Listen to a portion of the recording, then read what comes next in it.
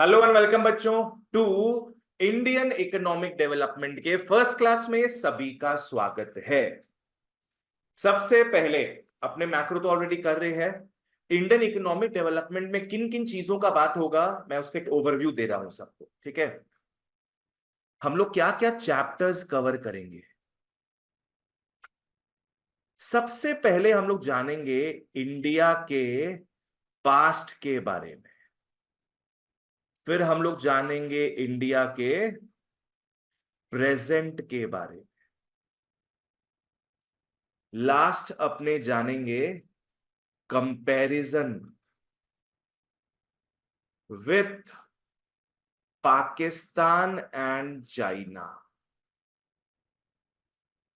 ये तीन major modules है अपने क्लास 12 के इंडियन इकोनॉमिक डेवलपमेंट में, ठीक है।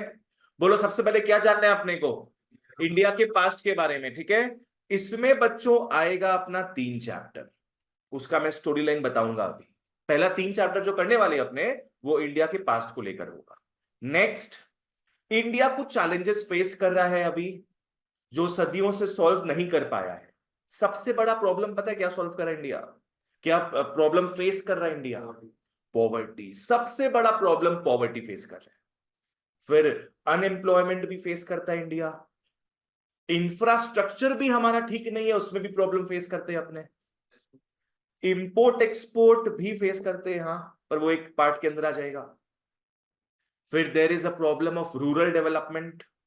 हमारे ज्यादातर लोग इन्वॉल्व है एग्रीकल्चर में, है ना। ज्यादातर लोग इन्वॉल्व है एग्रीकल्चर में और वही डेवलप्ड नहीं है, सोचो। इसका मतलब मैक्सिमम लोगों का इनकम थोड़ा कम है। तो ये सब जो जो challenges India right now face कर रहा है, इंडिया प्रेजेंट चैलेंजेस, ये तुम लोग देखोगे 5 से 6 चैप्टर्स, ठीक है ना। ये अपने थोड़ा बाद में देखेंगे, ये जब कंप्लीट होगा उसके बाद इसको देखेंगे। और लास्ट में एक ही चैप्टर रहेगा जहां इंडिया का कंपैरिजन होगा उसके इमीडिएट एंड डेंजरस नेबर्स के साथ, पाकिस्तान एंड चाइना। बोले तो डॉगी तो नहीं बोलेंगे इसको, और इसको मालिक नहीं बोलेंगे उसका। अब जो समझ गया समझ गया। लाइट है ना, तभी क्या प्रॉब्लम आ गया बीच में।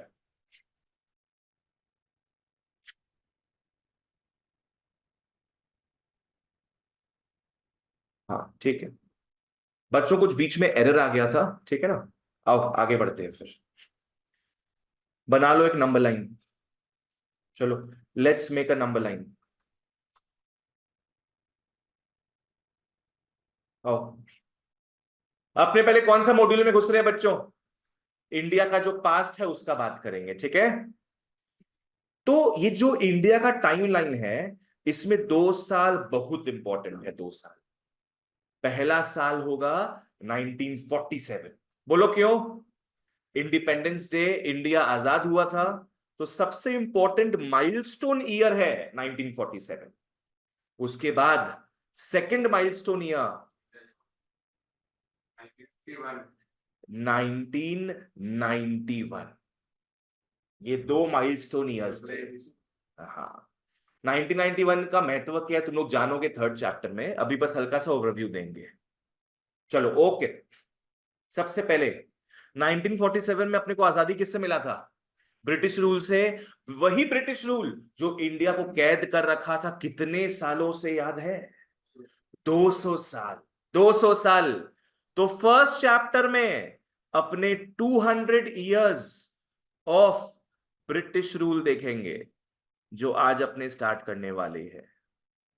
ये फर्स्ट चैप्टर का अपना टॉपिक रहेगा कि ब्रिटिशर्स ने इंडिया को कैसे तबाह किया, इंडिया को कैसे वो बढ़ने नहीं दिया। इंडिया को जो अपने बोलते थे पहले द गोल्डन बर्ड, सुना है तुम लोग शायद पहले, क्या वो स्टेटस इंडिया से हटा लिया गया जस्ट बिकॉज ब्रिटिश हमें इतना लूटने लग गए। उसके बाद हमें आजादी मिला 47 में। सेकेंड चैप्टर जो होगा वो 1950 टू 1990 का चैप्टर है, just after India got its independence, ठीक है। वो रफली वही पकड़ लो, इसके आसपास का वो 2-3 साल इग्नोर, 1950 टू 1990 का बात करेंगे। यहां पे इंडिया ने लॉन्च किया 5 ईयर प्लान्स। कभी सुना है तुम लोग इस चीज को पहले अपने एसएसटी वगैरह में? 5 ईयर प्लान्स। 5 साल में सरकार चेंज तो अभी भी होता है। 5 year plans was something else. यहाँ इन लोग बोल इंडिया जो इंडियन गवर्नमेंट था वो हर 5 साल में नए प्रॉब्लम को सॉल्व करता था। लाइक बोल रहा है पकड़ लो, इस 5 साल में हम लोग एक्सपोर्ट इंपोर्ट का प्रॉब्लम सॉल्व करेंगे, नेक्स्ट 5 साल में इंडस्ट्रीज को बढ़ाएंगे, नेक्स्ट 5 साल में मिलिट्री को बढ़ाएंगे। तो 5-5 साल का ड्यूटी लेता था वो। नहीं, अभी मोदी जी आए और वो 5 साल के एपिसोड को हटा दिए। ठीक है, तो यहां सेकंड चैप्टर में बच्चों अपने देखेंगे 5 ईयर प्लान्स। 5 ईयर प्लान्स, हर 5 साल में कुछ कुछ नया इन लोग मोटिव लाते थे, नया ऑब्जेक्टिव लाते थे। क्लियर है यहां तक? अब थर्ड चैप्टर में कब से बात करना है? 1991 से। थर्ड चैप्टर नहीं, प्रेजेंट नहीं, थर्ड चैप्टर में बात करेंगे 1991 से अपने बात करेंगे। और यहां का टॉपिक होगा एलपीजी, नॉट योर घर का जो सिलेंडर होता है वो। एलपीजी का फुल फॉर्म होगा liberalisation, privatisation, globalisation. Liberalisation, privatisation, globalisation. Actually बहुत बड़ा चैप्टर है एलपीजी वाला। हाँ बोलिए। हाँ, ध्यान दो। 1 2 3, 3 चैप्टर्स क्लियर। क्या रहेगा? आज अपने स्टार्ट करने वाले हैं ब्रिटिश रूल। चलो आ जाओ, come back to the chapter guys.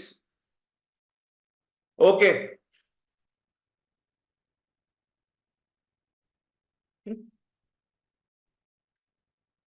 चलो come back to the material guys. अपने आज स्टार्ट करने वाले हैं Indian economy on the eve of independence. बताओ ईव का मतलब क्या है? उसके आसपास का बात रफली बोल सकते हैं। यस, ईव का मतलब लिख लो at the starting of. Eve का मतलब हो गया at the starting of independence. मतलब यहां अपने जब तक इंडिपेंडेंस नहीं मिला है तब तक का बात करेंगे, अपने 200 सालों का बात करेंगे। ठीक है ना? बेसिकली ब्रिटिश रूल जो इंडिया में इंपैक्ट क्रिएट किया था उसका बात करना है अपने को। चलो आ जाओ। सबसे पहले before British rule, before British rule, उसके बाद बात करेंगे अपने ओरिजिन ऑफ ब्रिटिश रूल। जब ब्रिटिशर्स इंडिया में नहीं आए थे, इंडिया को अपने क्या बोलते थे भाइयों बहनों? गोल्डन बर्ड, सोने की चिड़िया। ऐसा माना जाता है लोगों के घरों में मतलब गेट का कॉन्सेप्ट ही नहीं था। गेट का कॉन्सेप्ट कब से आना स्टार्ट हुआ? जब से लोग बंद करना स्टार्ट किए। पहले लोग सब इतने अमीर थे, कोई कहीं से क्या तो चोरी करता। ब्रिटिशर्स आए, they changed everything. India was well known for its handicrafts. समझ में आता है what is handicrafts? Handmade products, है ना? एम्ब्रॉयडर्ड वाला सामान, हैंडमेड प्रोडक्ट्स, पॉटरी वाला सामान जो होता है, all these handicrafts we were famous for it. Cotton and silk textiles, textiles बोलो जो भी बोलो, टेक्सटाइल्स का मतलब क्या है? क्लोथ्स, कपड़ा। कॉटन एंड सिल्क के कपड़े के लिए मशहूर थे हम लोग। प्रीशियस मेटल्स एंड स्टोन्स के लिए भी मशहूर थे। इसको याद करना इंपॉर्टेंट है अपने लिए। बोलो, we were known for which things? पहला handicraft, next cotton and silk textiles, next precious stone. Stone समझ में आता है ना? स्टोन्स हो गया, एंड क्या? Metals. Metals, gold silver. Precious metals मतलब गोल्ड सिल्वर। स्पाइसेस के लिए भी था फेमस। एग्रीकल्चर के लिए फेमस नहीं था। एग्रीकल्चर था पर उसके लिए फेमस का कोई वर्ड नहीं होता है उसमें। ओपियम के लिए हो गया। ब्रिटिश के कारण ओपियम और इंडिगो भी पड़ेगा तुम लोग आगे। ब्रिटिशर्स के कारण इंडिया से प्रोड्यूस करना स्टार्ट किए थे, पर ब्रिटिशर्स के आने के पहले का बात हो रहा है। Opium is kind of a drug. अब उसको हिंदी में वही बोलते होंगे शायद। कॉफी और टी भी बात से था। मेनली मेनली समझ लो हैंडीक्राफ्ट के लिए अपने फेमस थे। यहां से क्वेश्चन आता है हैंडीक्राफ्ट के लिए क्यों इंडिया फेमस था? रीजंस है दो। सबसे पहला, हमारा जो लेबर्स थे, जो क्राफ्ट्समैन थे, वो काफी स्किल्ड थे। तो पहला रीजन क्या होगा? Skilled craftsmanship. बोलो क्या रीजन है पहला? Skilled craftsmanship. और दूसरा, हमारे यहाँ का जो रॉ मटेरियल्स था वो काफी सुपीरियर था, काफी सुप्रीम था। कोई आदू बादू माल नहीं था हम लोग के पास। गुड क्वालिटी रॉ मटेरियल्स थे, सुप्रीम रॉ मटेरियल्स। तो अगर 2 मार्क का क्वेश्चन आए कि हैंडीक्राफ्ट्स के लिए क्यों फेमस थे हम लोग, पहला क्या बोले अपने? Skilled craftsmanship. एंड दूसरा तरीका, सुप्रीम रॉ मटेरियल्स। देखो यहां पे अभी आएगा। पहला reason, high standards of craftsmanship, ये पहला रीजन है। एंड दूसरा reason, supreme quality of raw materials, this be the second reason. यहां से 2 मार्क का क्वेश्चन आ सकता है। बोलो क्या क्वेश्चन आएगा यहां से? Why was Indian handicraft industry famous all over the world? चलो वापस से बताओ, पहला रीजन क्या है? Skilled craftsmanship. एंड दूसरा, supreme quality of raw materials. ठीक है, आ जाओ। Okay, next. अब हम देखते हैं ब्रिटिश रूल का शुरुआत कब कहां से हुआ इंडिया में। The foundation of British rule, foundation of British rule India में स्टार्ट हुआ, यही बंगाल से स्टार्ट हुआ। बंगाल में एक एरिया है प्लासी बोल के, the battle of Plassey. It was fought in 1757। Date भयंकर तुम लोग को याद रखना पड़ेगा। तुम लोग को उसका मटेरियल भी देंगे हम, एक एक चैप्टर में जो भी डेट्स आएगा उसका प्रिंट आउट भी मिलेगा, बिकॉज यहाँ एमसीक्यू और डेटा बहुत पूछता है आईईटी में से। ठीक है ना? 200 साल हुआ कि नहीं बताओ मोटा मोटी? 1757 से 1947, ऑलमोस्ट 200 साल हो गया। तो कोई पूछे अगर स्थापना कब हुआ ब्रिटिश रूल का इंडिया में, at the battle of Plassey, West Bengal. Actually उस समय ब्रिटिश रूल जो है नहीं था, उस समय कंपनी आया था इंडिया में। Yes, by East India company.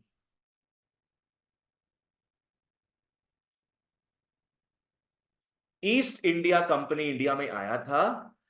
They did not want to rule over India.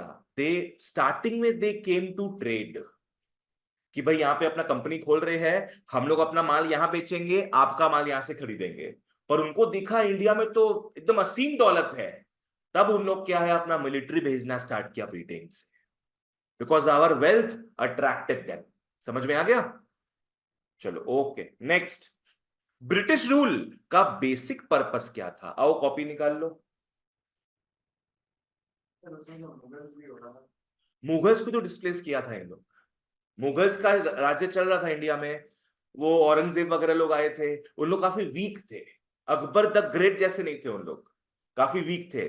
उन लोग आपस में झगड़ा करता था, तो ब्रिटिश एक्सप्लॉइटेड दैट। ब्रिटिश उसको डिस्प्लेस कर दिया, डिवाइड एंड रूल टाइप। हाँ, यस। मुगल्स का था कि यहीं पे हम लोग को रहना है आजीवन, यही हमारा देश है अब से। पर ब्रिटिश का मेन क्या था? तुम लोग पढ़ा होगा 10 में, इंडस्ट्रियल रेवोल्यूशन। आओ उसी का बात करना है, लिख लो बेसिक पर्पस, उसी का भी बात करेंगे हम लोग। Basic purpose of British rule, अब उसी का बात करना है। तुम लोग 10 में पढ़ा था इंडस्ट्रियल रेवोल्यूशन, आई गेस। उसमें क्या था, जेम्स वॉट वगैरह, कितने सारे लोग जो है वहां पे नए नए मशीनों का आविष्कार करने लग गए। And machines always wants what? Raw materials. हाँ, लेबर चाहिए, they always want raw materials. अगर लेबर्स मिल जाएगा पर रॉ मटेरियल्स नहीं हो तो मशीन नहीं चल पाएगा। रॉ मटेरियल्स चाहिए, एंड गेस व्हाट, इंडिया में भर्ती क्या था? रॉ मटेरियल्स, है ना? तो इट्स लाइक लड़का लड़की शादी के लायक हो गए हैं, अब दोनों को मिला दो। तो ब्रिटिशर्स का जो मशीन्स था, फैक्ट्रीज था, they were hungry for raw materials and India was full of it. तो बस दोनों मिल गए। क्या है? लिख लो ब्रिटेन, लिख लो India. Britain, India. Britain gradually क्या करने लगा, इंडिया से लेने लग गया क्या चीज? Raw materials. इंडिया से वो लेने नहीं, करेक्ट, लूटने, इंडिया से लूटने लग गया रॉ मटेरियल्स। हाँ, बाई फोर्स।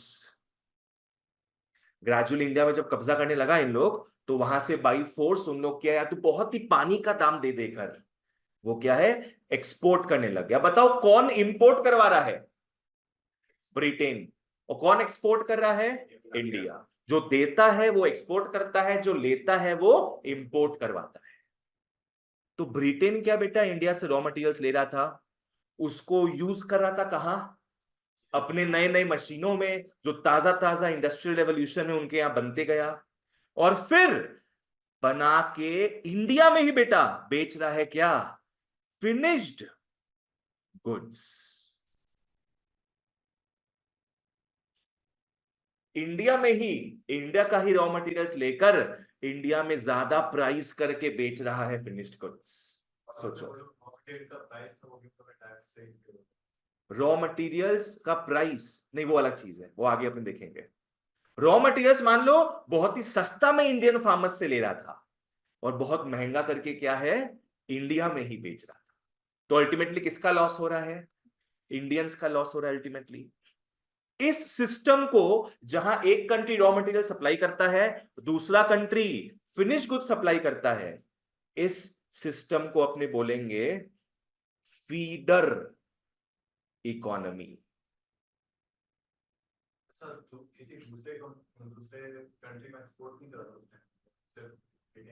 सिर्फ ब्रिटेन की तरफ ही ज्यादा एक्सपोर्ट्स हो रहा था।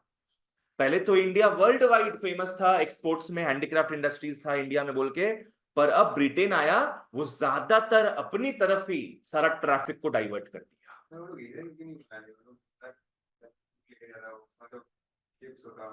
उस समय का वही चलन था, अभी अपने को लग रहा है इतना दूर, पर उस समय सदियों से चला रहा था कि शिप्स के थ्रू यहां से वहां जाके लोग ट्रेड करते थे। That was a very common thing then. ठीक है। और बड़ा बड़ा मशीन्स था, उन लोग देखा मशीन्स हम लोग बड़ा बड़ा इंडिया में लेके आएंगे, कहीं तबाह हो जाए, अगर कहीं शिप में ही टूट के गिर जाए, रिस्क नहीं लेता था उन लोग।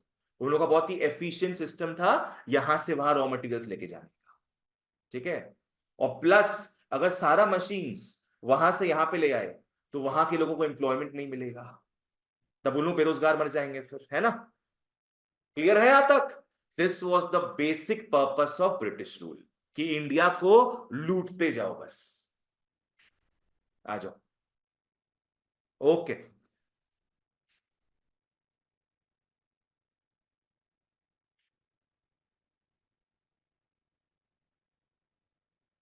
हाँ, आते हैं रिटर्न इसमें। चलो, basic purpose. The main purpose of the British rule was to use Indian economy as feeder economy. Feeder समझ में आता है? कोई किसी को फीड करता है, मतलब कोई किसी को रॉ मटेरियल्स दे रहा है। इंडियन इकोनॉमी को लूट लो पूरा। आ जाओ। They exploited India's natural and human resources. Exploit समझ में आता है? बर्बाद करना, मिसयूज करना। किस चीज को मिसयूज करा था लोग? इंडिया के रिसोर्सेज को। कैसे रिसोर्सेज को? नेचुरल, वो तो समझ में आ गया है। Natural resources, raw materials. What is human resources? Human resource मतलब यहाँ के लोग, यहाँ के लोगों को भी लूट रहा था। ठीक है। आज तुम लोगों को पता है जीडीपी क्या होता है? Gross domestic product. अगर लोगों का इनकम हर साल बढ़ेगा, मतलब देश का जीडीपी बढ़ रहा है।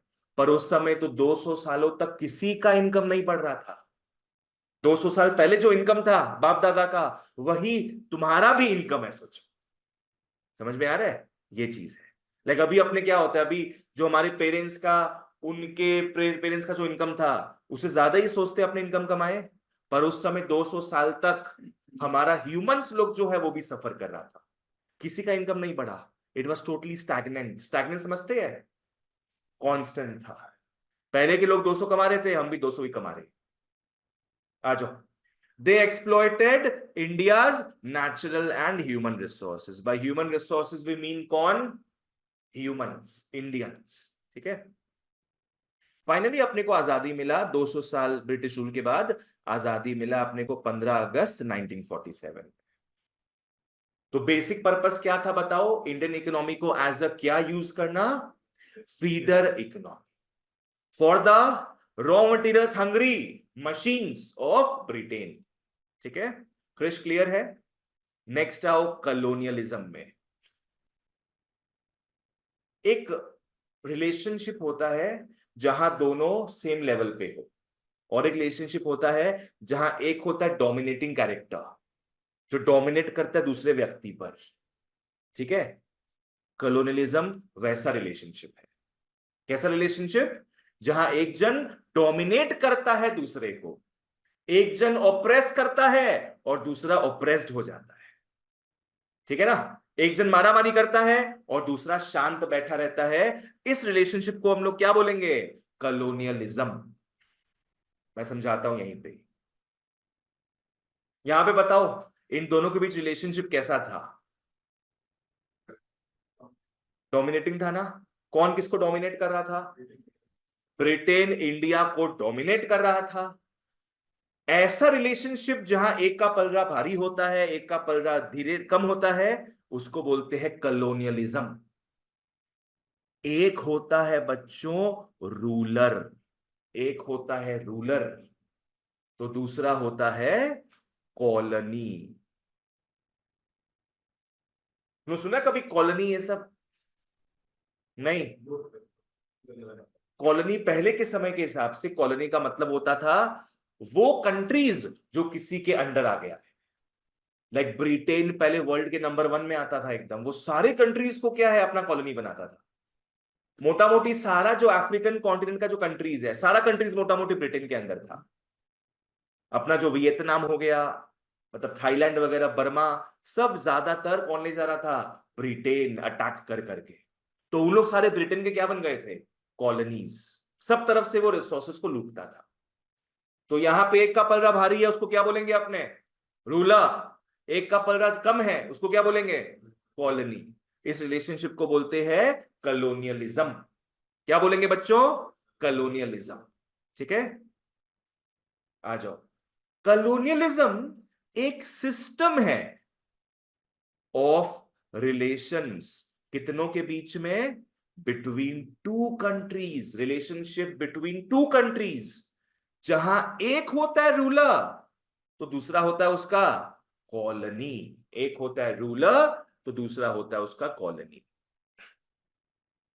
और एक ऐसा रिलेशनशिप है ना, यहां पे रूलर कॉलोनी का सारा पॉलिटिकल और सारा सोशल कस्टम्स को इन्फ्लुएंस करेगा। वही सेट करेगा उसकी कॉलोनी में क्या क्या होना है, बिकॉज अब वही उस कॉलोनी को ओन कर रहा है। ठीक है ना। तो there was no Indian government that time, there was a British government in India, जो कि इंडिया की पॉलिटिक्स को सेट करता था और इंडिया का जो भी सोशल रूल्स वगैरह है उसको सेट करता था। तुमने मूवीज में देखा होगा पहले जो रेलवेज वगैरह होता था ना, उसमें कुछ कुछ कंपार्टमेंट्स में लिखा होता था, क्या लिखा होता था पता है, Indians and dogs are not allowed. तुम कभी सुना नहीं ये चीज, कोई पुराने मूवीज में आता था ऐसे। जैसे अभी होता है ना लेडीज कंपार्टमेंट एक अलग होता है जहां सिर्फ लेडीज ही ट्रैवल करती है, पहले ऐसे बहुत सारे कंपार्टमेंट्स होते थे, Indians and dogs are not allowed in this. सोचो, तो यहां पे इन लोग ही सारा सेट कर रहा है रूल्स वगैरह। चलो वापस से आओ। कलोनियलिज्म रेफर्स टू क्या, a system of political and social relations between two countries, one is the ruler and other is the colony. वापस से आओ। Colonialism refers to a system of political and social relation between two countries where one is the ruler and other is the colony, one is the oppressor and other is the oppressed। आ जाओ, okay. हाँ, यहां पे क्या है ना, ये एक ऐसा प्रैक्टिस था बच्चों, ये एक ऐसा प्रैक्टिस था जहां वेल्दी नेशंस एक्सप्लॉइट करते थे other Nations, wealthy Nations exploit करते थे अदर नेशंस। चलो ओके, यहां तक क्लियर है सबको, आगे बढ़ते हैं आओ। Next, next we come to this, आ जाओ नेक्स्ट टॉपिक में। क्या है? Low level of economic development under the colonial rule. आज मुगल्स लोग इंडिया में थे, वो राज कर रहे थे इंडिया में, तो इंडिया को बढ़ा भी रहे थे, इंडिया के लोगों के बारे में सोच भी रहे थे। यू कैन थिंक कि ब्रिटिशर्स भी सेम कर रहे होंगे, पर नहीं। ब्रिटिशर्स के समय जो हमारा इकोनॉमिक डेवलपमेंट था वो काफी लो लेवल पे था। ठीक है, और यहां से क्वेश्चन आता है 4 मार्क्स का, समझाता हूं मैं क्या है। अगर हम लोग को देखना है कि कैसे लो लेवल पे ले आया ब्रिटेन हमको, तो उसके पहले हमको देखना पड़ेगा कि इंडिया कहां था। देखना पड़ेगा ना, कहां से कहां ब्रिटेन लाया अपने को। तो सबसे पहले अपने बात करेंगे क्या चीज का? Before the arrival of British rule. जब उन लोग आए उसके पहले हम कहां थे, पहले उसका बात करते हैं। यहां मैं सबसे पहला नेमोनिक पेश करूंगा, पाह से पीपी। पाह से पीपी। पहले हम लोग का इकोनॉमी कैसा था? पाह। पा का मतलब पी फॉर प्रोस्पेरस इकोनॉमी था, ए फॉर अग्रेरियन इकोनॉमी था, एंड एच फॉर हमारे यहां भर्ती थे वर्ल्ड फेमस क्या?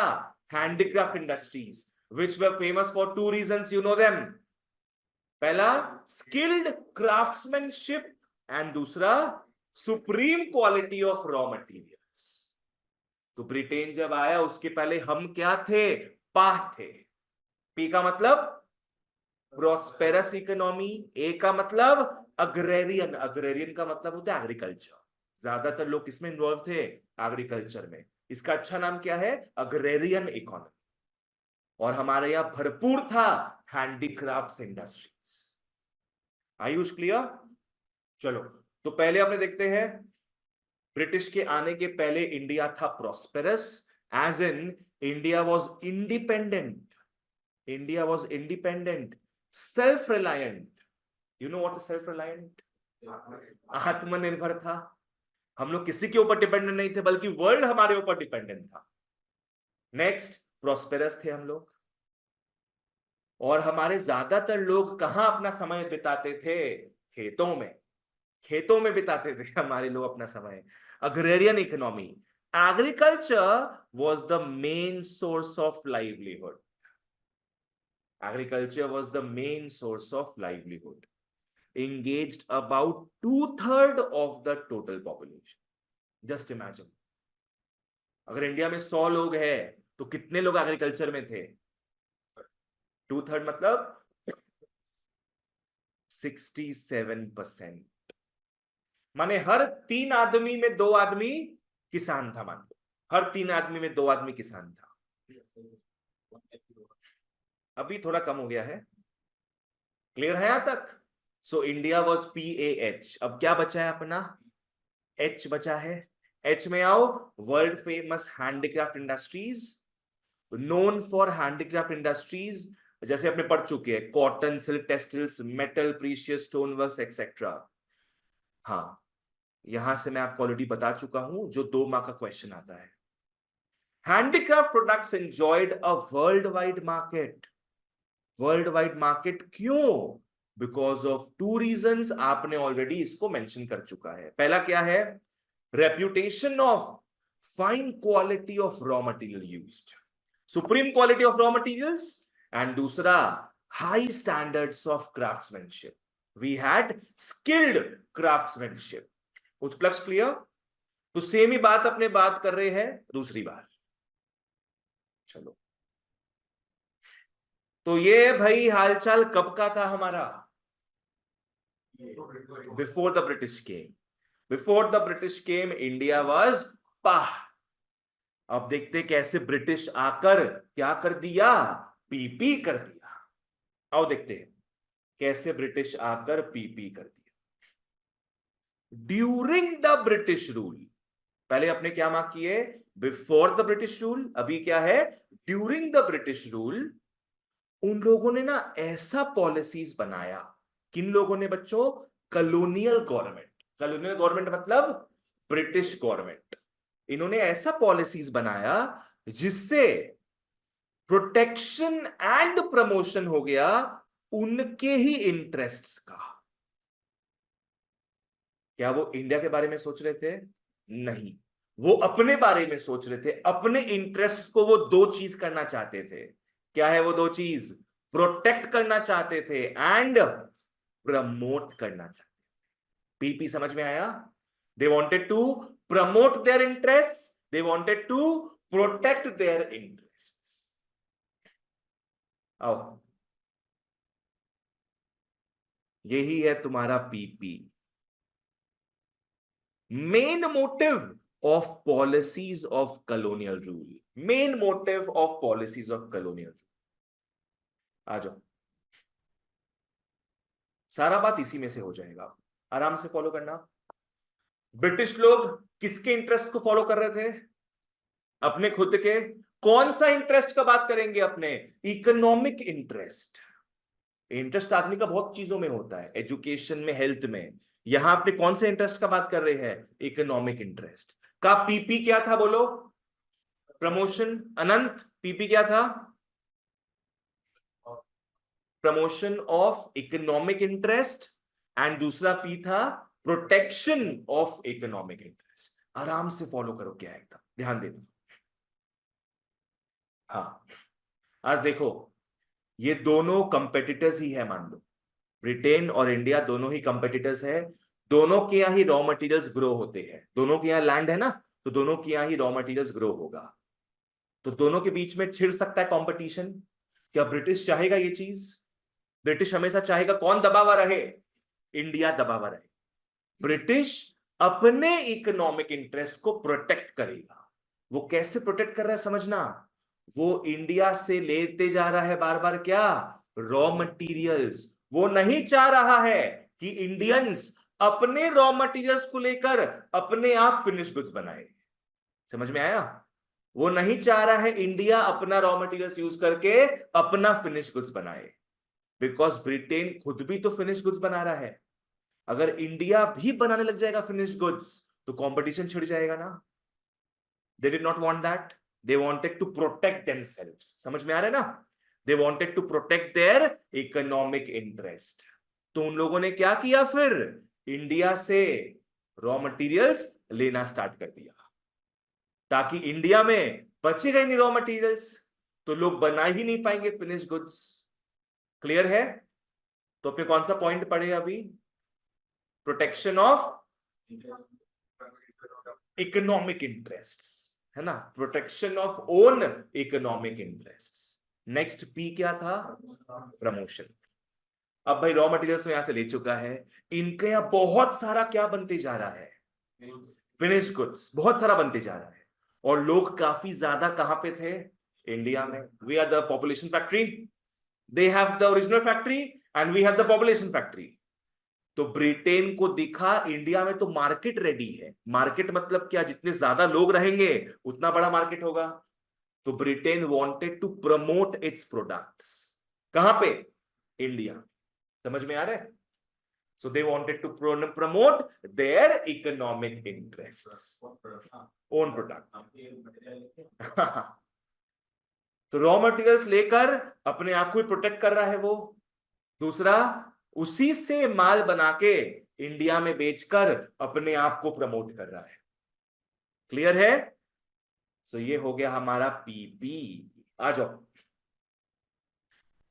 Protection and promotion of economic interests of Britain. Economic interests of Britain. बच्चों प्लीज यहां पे उल्टा पुल्टा मत लिख देना।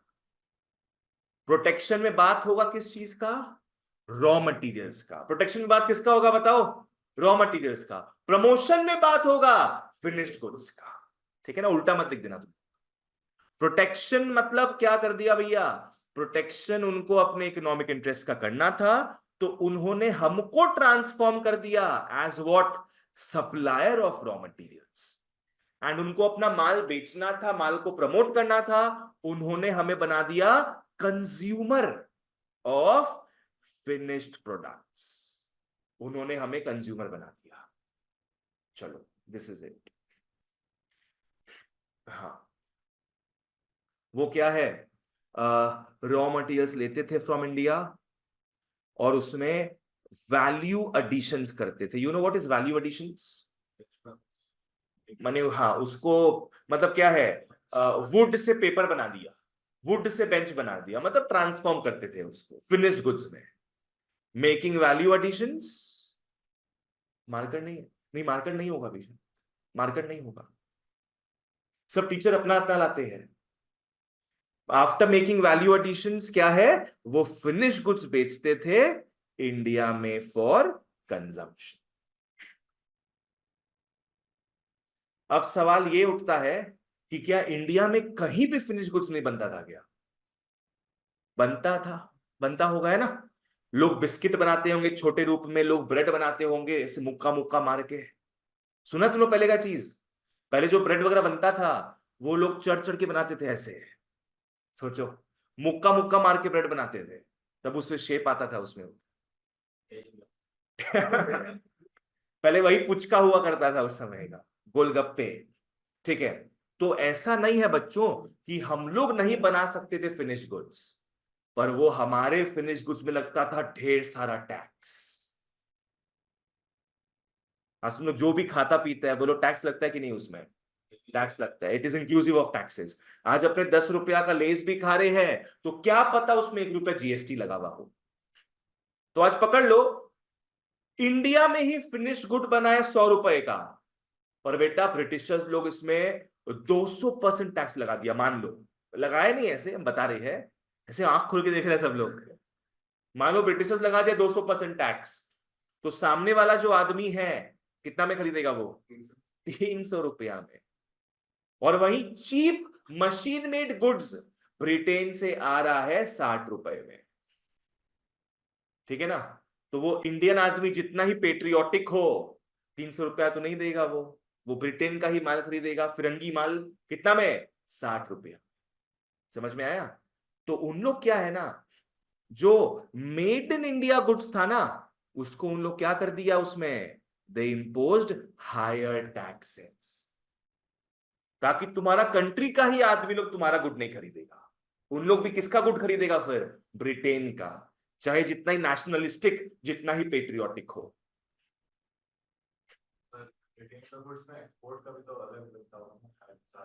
अब वो सेट कौन करेगा? ब्रिटेन। तो वो उसको 0% कर दिया। ठीक है, ब्रिटेन हर ऐसा टैक्स सेट किया जिससे सिर्फ फायदा किसको मिले? ब्रिटेन को। ठीक है, और बहुत हेवी टैक्सेस उन चीजों में लगा दिया जिसको वो डिस्करेज करना चाहता था, जैसा मैंने अभी बताया, made in India goods. Krish clear है? चलो नेक्स्ट आओ। नेक्स्ट हम लोग एक ऐसा पॉइंट देखेंगे जो सिर्फ एमसीक्यू के लिए काम का अपना रहे, सिर्फ एमसीक्यू के लिए। तुम लोग पता है जनगणना क्या होता है? गांधी का वो, गांधी जी का बाल, सेंसस। जनगणना सेंसस होता है। सेंसस पता तुम लोगों को क्या है कि नहीं? हर 10 साल में, हाँ, हर 10 साल में इंडिया इंडिया में कितने मेल है, कितने फीमेल है, किस एज के लोग हैं, कितने लोग हैं, ये सारा चीज का काउंटिंग होता है। हर 10 साल में होता है ये। तो उस समय इस चीज को लेके कोई भी एफर्ट नहीं डाला गया। बाय द हुम? By the Britishers. वो तो 1881 से स्टार्ट हुआ ये सब चीज, पर ब्रिटिश कब आ गए थे इंडिया में? कब आ गए थे इंडिया में? 1757। कब से स्टार्ट हुआ ये जो 10 साल में चलने वाला चीज है? 1881। ये भी डेट याद रखना, बताएंगे तुम लोग को सब। ठीक है, आओ फॉलो करना। No sincere attempt. अच्छा, पहले क्वेश्चन तो फॉलो कर लेते हैं अपने। There was low level of national income and per capita income. हर चीज में लो लेवल ही था। पहला किस में लो लेवल था? नेशनल इनकम का मतलब पता है क्या है? पूरा इंडिया का इनकम, पूरा इंडिया का इनकम। आज पकड़ लो, इंडिया में 100 लोग हैं, तो 100 लोग मिला के जितना इनकम कमा रहे हैं, 100 लोग मिला के जितना इनकम कमा रहे हैं, उसको क्या बोलेंगे अपने? National income. पकड़ लो, इंडिया में पॉपुलेशन है 100 जनों का, और मिलाकर टोटल इनकम, टोटल इनकम मिला के है 1 लाख। तो बताओ नेशनल इनकम कितना हुआ?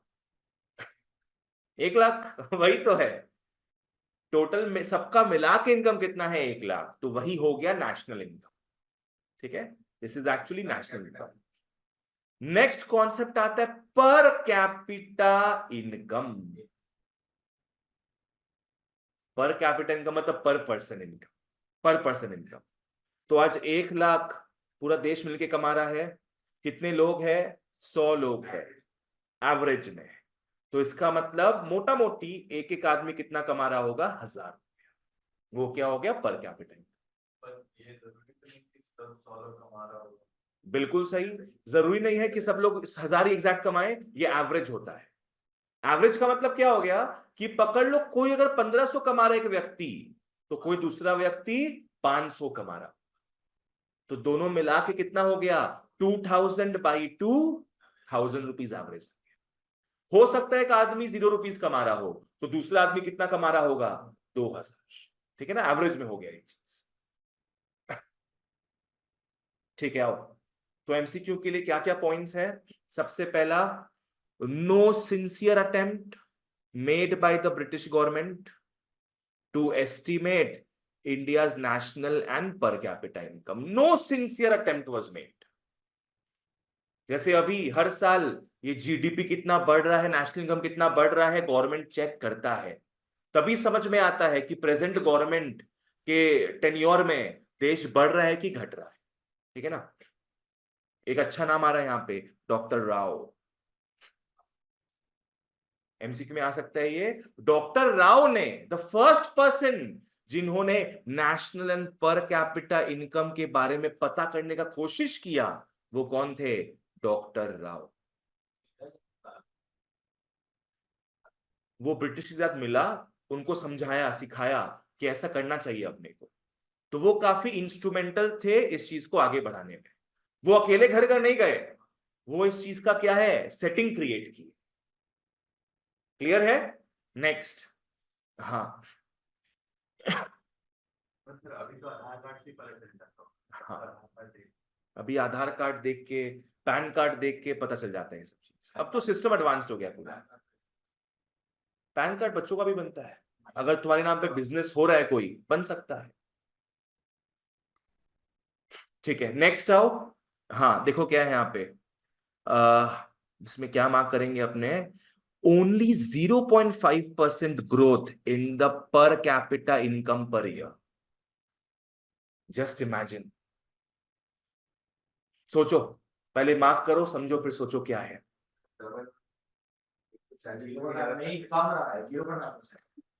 उतना से बढ़ रहा है, माने हर साल ऐसे अपना क्या होता है, अपने यहाँ हर साल जब भी कोई जॉब कर रहा होता है ना, हर 12-11 महीना में क्या होता है, सैलरी बढ़ता है, सैलरी इंक्रीमेंट होता है, 5% 10% सैलरी इंक्रीमेंट होता है, तो बहुत ज्यादा ही हो जाता है, क्या पता।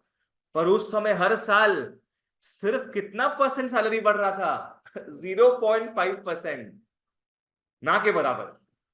मतलब पकड़ लो, किसी का इनकम है 1000 रुपया, अगर 1% कितना होता है बोलो इसमें?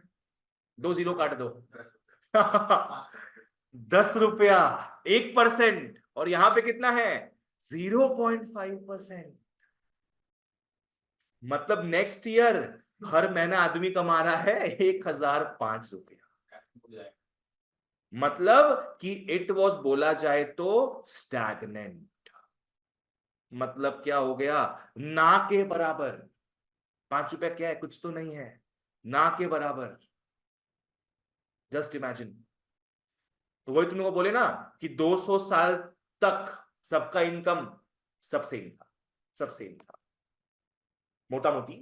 ठीक है ना बच्चों, यहां तक क्लियर था जो अपने पढ़ रहे हैं? चैप्टर का नाम क्या है? Indian economy on the eve of independence. अपने इंडिपेंडेंस तक ग्रेजुअली पहुंचेंगे, और उस समय तक इंडिया का स्टेट क्या था, इंडियन इकोनॉमी टूटा फूटा था, कितना टूटा फूटा था, सब देखेंगे हम। आ जाओ नेक्स्ट। हाँ, अब इसी पे पूरा चैप्टर बेस्ड है।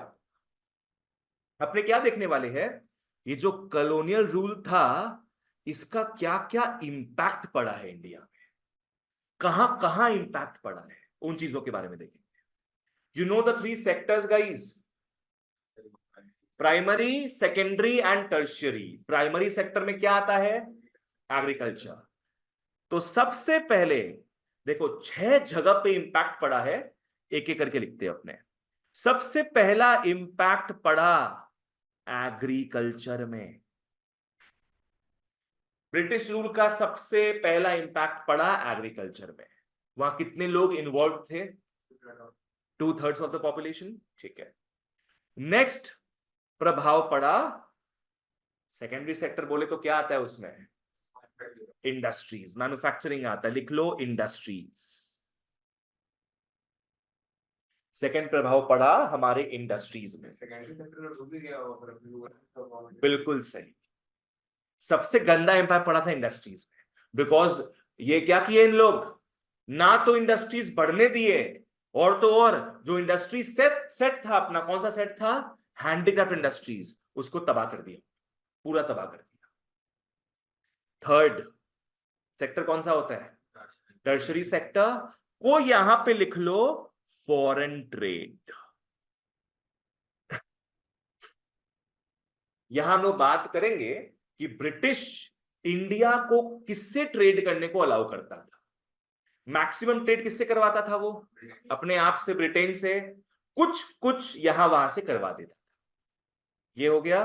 अब और 3 में आते हैं। चाइना से, पाकिस्तान तो इंडिया में ही था उस वक्त, हाँ, आसपास से करवाता था वो। फोर्थ में आओ। अब कोई फोर्थ सेक्टर तो आता नहीं है, तो अपने क्या लिखेंगे? लिख लो डेमोग्राफिक स्ट्रक्चर। लिख लो demographic structure. You know what demography is? Biology हो गया, study of living things. Geology होता है स्टडी ऑफ रॉक्स। डेमोग्राफी होता है स्टडी ऑफ पॉपुलेशन। बोलो डेमोग्राफी किसका स्टडी होगा? पॉपुलेशन का। वहां कितने बूढ़े, कितने बच्चे हैं, कितनी महिलाएं, कितने पुरुष है, ये सारा चीज का हिसाब किताब डेमोग्राफी में होता है। तो यहां पे भी काफी फर्क पड़ा था। मतलब यहां पे अपने बात करेंगे वो उन सारी चीजों का, लाइफ एक्सपेक्टेंसी का, इन्फेंट मोर्टालिटी रेट का, बर्थ रेट और डेथ रेट, ये सब चीजों का बात करेंगे। It is in demography. ठीक है ना। फिफ्थ में आओ। फिफ्थ में हमें बात करना है ऑक्यूपेशनल स्ट्रक्चर।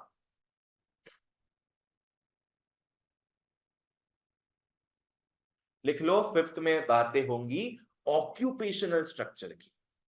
मतलब यहां बात होगा ऑक्यूपेशन का, कि कितने लोग एग्रीकल्चर में इन्वॉल्व है, कितने लोग इंडस्ट्रीज में, कितने लोग फॉरेन ट्रेड में, कहां कहां एम्प्लॉयमेंट लोगों को मिल रहा है, किस समय? ब्रिटिश रूल के समय। यहां उसका बात करेंगे। बिजनेस एकदम ना के बराबर, एकदम ना के बराबर। सिक्स्थ में आओ, लास्ट वन। क्या हो गया? Demographic structure, occupational structure, infrastructure. Infrastructure हो गया रोड्स, रेलवेज, पोर्ट्स, सी पोर्ट्स होता है ना, वो सब हो गया है। क्या लगता है इसको लोग अच्छा किया कि नहीं? अच्छा किया। Yes, look at Howrah bridge. Wow what a beauty. लोग सेल्फी लेते हैं हावड़ा ब्रिज के साथ। इंफ्रास्ट्रक्चर उन्होंने बढ़िया किया है, नो डाउट, पर किस लिए? Yes, they did not do it for India, they did it for themselves, ताकि बेटर तरीके से और लूट सके इंडिया, और लूट सके। रेलवेज को बनाया उन लोग इंडिया में, ताकि कन्याकुमारी में अगर उनका मिलिट्री तैनात है और जम्मू में झगड़ा हो रहा है इंडिया के साथ, तो उन लोग यहां से जम्मू में भेज देगा फटाफट रेलवेज के थ्रू। वो तुम लोग सुना, revolt of I think 1857, Rani of Jhansi भी थी, टीपू सुल्तान। रिवॉल्ट ऑफ 1857 में यही तो प्रॉब्लम हुआ था। एक एरिया में, इंडिया के एक एरिया में लोग रिवोल्ट करना स्टार्ट कर दिए कि हम लोग ब्रिटिश रूल एक्सेप्ट नहीं करते हैं, तो लोग फटाफट रेलवेज के थ्रू पूरा देश भर से सारा मिलिट्री को, सारा आर्मी को वहां भेज दिया। सिपॉय बोलते थे लोग, सिपॉय, SCPOY, सबको वहां भेज दिया, सिपाही को सिपॉय। तो ये 6 जगहों में बच्चों इनका इंपैक्ट दिखा है। बोलो क्या क्या था वो 6 जगह? सबसे पहला agriculture, next industries, next foreign trade. ये तीनों तो हो गया primary secondary tertiary, clear. Next 3 में आओ, demographic structure, occupational structure and infrastructure. तीनों स्ट्रक्चर आ रहा है ना? कि पहला स्ट्रक्चर क्या है? डेमोग्राफिक स्ट्रक्चर, फिर ऑक्यूपेशनल स्ट्रक्चर, फिर इंफ्रास्ट्रक्चर। पहला 3 एग्रीकल्चर, इंडस्ट्रीज और फॉरेन ट्रेड। ठीक है, आ जाओ। आओ आज अपने थोड़ा बहुत स्टार्ट करके कंप्लीट करेंगे एग्रीकल्चरल सेक्टर, थोड़ा बहुत अपने कंप्लीट करेंगे। आओ, ड्यूरिंग द ब्रिटिश रूल, उनके समय, उनके समय Indian agriculture not at all satisfactory. इसको भी नहीं छोड़ा हूं, इसमें भी बदमाशी किया। आओ क्या है? India's economy was rural and agricultural in character. ठीक है ना? ब्रिटेन रूल के समय हम लोग काफी रूरल एरिया के हिसाब से रहते थे, there was no urban areas in India, and हम लोग सारे के सारे लोग किसमें जुड़े हुए थे? एग्रीकल्चरल सेक्टर में। Nearly 85% lived in villages and agriculture से कमाई करता था। पहले क्या था परसेंटेज? 2/3, 67% लोग थे पहले एग्रीकल्चर में। तो ब्रिटेन जब आया इंडिया में तब कितने लोग घुस गए एग्रीकल्चर में? 85%। जस्ट इमेजिन, नियरली 85% लोग एग्रीकल्चर से अपना लाइवलीहुड ड्रॉ करते थे, कमाई करते थे, चाहे डायरेक्टली चाहे इनडायरेक्टली।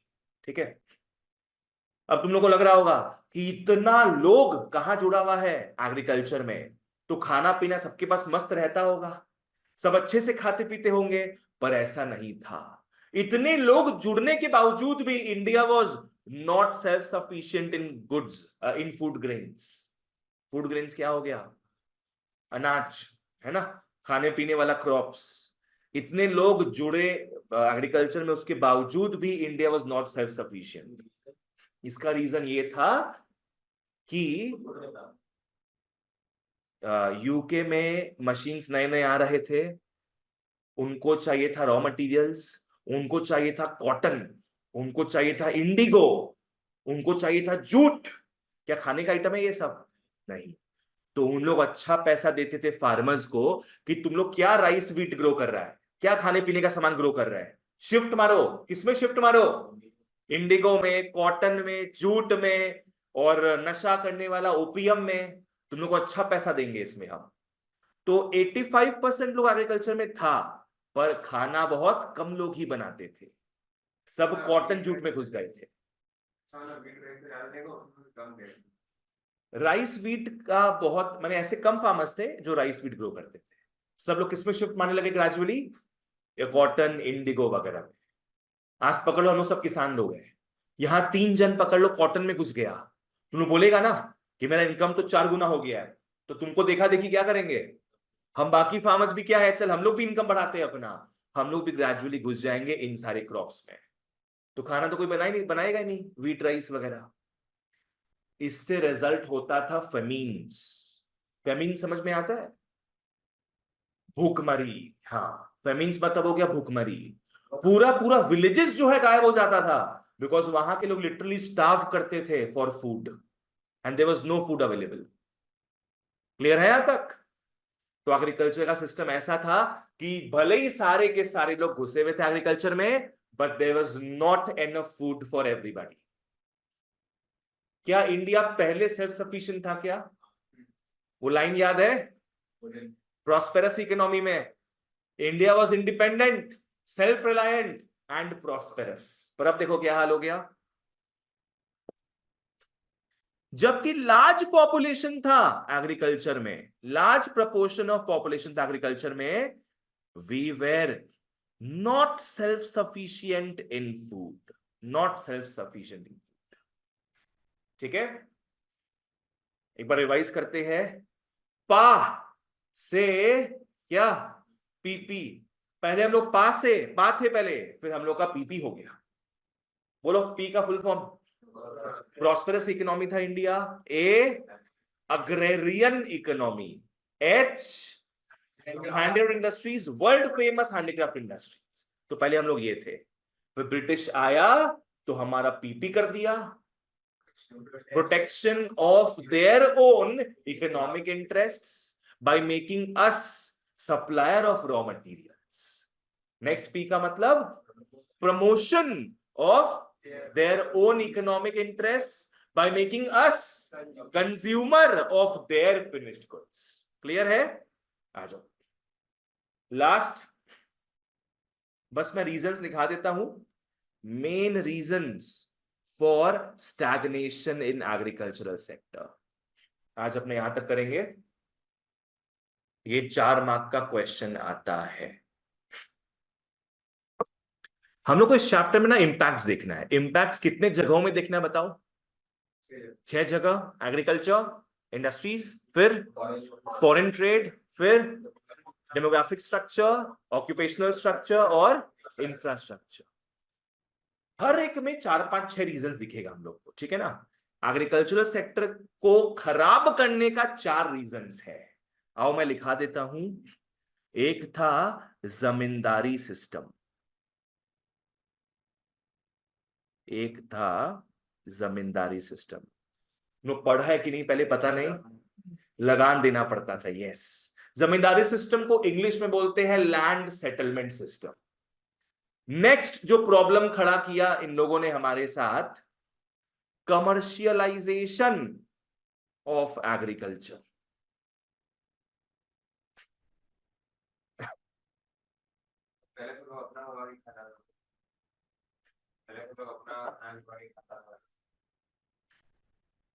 दूसरा प्रॉब्लम था कमर्शियलाइजेशन ऑफ एग्रीकल्चर। यहां पे क्या हुआ, पहले सारे के सारे फार्मर्स ग्रो करते थे food crops, India was self sufficient. इन लोगों ने एग्रीकल्चर को कमर्शियलाइज कर दिया, एज इन इन्होंने हमको बोला कि ग्रो करो क्या, इंडिगो, कॉटन, जूट, और क्या ये सब फूड क्रॉप्स होता है क्या? ये सब होता है कैश क्रॉप्स। क्या बोलेंगे इसको? Cash crops. और इस शिफ्टिंग को हम लोग बोलते हैं कमर्शियलाइजेशन ऑफ एग्रीकल्चर। ये नेक्स्ट क्लास देखेंगे हम लोग सब। नेक्स्ट लिख लो, low level of productivity. Low level of productivity मतलब हमारा लैंड ही बहुत खराब था। लैंड ज्यादा क्रॉप्स जो है वो प्रोड्यूस नहीं कर पाता था। माइट बी बिकॉज उस समय इरिगेशन सिस्टम नहीं था। सब इंद्र देवता की माया में रहते थे। मतलब सब किसका वेट करते थे? बारिश का, बरसों मेघा पानी तो बरसाओ। तो there was low level of productivity. ठीक है? क्या ब्रिटिशर्स, क्या लगता है, इरिगेशन सिस्टम स्टार्ट किया क्या? नहीं। They did not care about them, they only cared about their lagaan. तभी तो फार्मर्स सुसाइड करना स्टार्ट किए थे। अंकुश ठीक है? लास्ट रीजन जो एग्रीकल्चर को बर्बाद कर दिया, लिख लो, scarcity of investment. Next reason ये था जो बर्बाद कर दिया पूरा का पूरा एग्रीकल्चरल सेक्टर को। Now what this means, scarcity of investment. Farmers लोग के पास पैसे ही नहीं बचते थे कि वो इन्वेस्ट कर सके अपने फार्म में, है कि नहीं? क्योंकि सारा पैसा तुमका कौन खा जाता था? टैक्स के हिसाब से ब्रिटिशर्स खा जाते थे। And they used to take loans from money lenders at very very high rates of interest. तो उसको चुकाते चुकाते ही दादा का बेटा भी नहीं चुका पाता था। मतलब इतना इंटरेस्ट लगता था उनका। तो at the end of the day they did not have any cash left. तो उन लोग क्या इन्वेस्ट करे, क्या नया चीज लाए अपने फार्म में? कुछ ला ही नहीं पाता था। तो उसके कारण क्या हो जाता था हमेशा? लो लेवल ऑफ प्रोडक्टिविटी। आज हम पकड़ लो सेंटर में ग्रेजुअली एसी लगवाते हैं तो बच्चों को अच्छा लगता है। अगर हम इन्वेस्टमेंट ही करना बंद कर देंगे तो बच्चा लोग परेशान हो जाएगा। हम ही पसीना टपकाते रहेंगे दिन रात, तो काम ठीक से नहीं होगा। तो इसी के कारण ये प्रॉब्लम स्टार्ट हो गया। चलो 4 रीजंस बताओ क्या क्या है for stagnation of agricultural sector. पहला रीजन जमींदारी सिस्टम। यहां जमींदार लोग लगान वसूल करते थे हमारे लोगों से और उनका भला भी नहीं करते थे, सब देखोगे नेक्स्ट क्लास तुम लोग। दूसरा रीजन है कमर्शियलाइजेशन ऑफ एग्रीकल्चर, जहां प्रेरित किया जाता था कहां से कहां शिफ्ट मारने के लिए, फूड क्रॉप से कैश क्रॉप्स में शिफ्ट करने के लिए मोटिवेशन दिया जाता था। थर्ड रीजन था low level of productivity and the fourth reason scarcity of investment. जिनके पास पैसा था उनके पास मन नहीं था इन्वेस्ट करने का। क्या तो मैक्सिमम लोगों के पास तो पैसा ही नहीं था इन्वेस्ट करने का, जिसके पास था उनके पास मन नहीं था इन्वेस्ट करने का, क्योंकि रिटर्न नहीं आएगा पता है। और उनको लगा कि जितना ज्यादा हम प्रोड्यूस करेंगे उतना लगान भी उन लोग क्या है ज्यादा मांगते जाएगा हमसे। लगान मतलब टैक्स पकड़ लो और रेंट भी पकड़ सकते, सब देखेंगे नेक्स्ट क्लास, ठीक है ना। चलो आज यहां तक अपने कंप्लीट कर लिए और बार बार ऐसा रिवाइज करेंगे हम लोग इसको कि सारा पॉइंट तुम लोग को मेंटली याद हो जाएगा। वही इस आईईटी पार्ट में अपने को चाहिए, ठीक है ना। बाय गाइस, टेक केयर, सी या।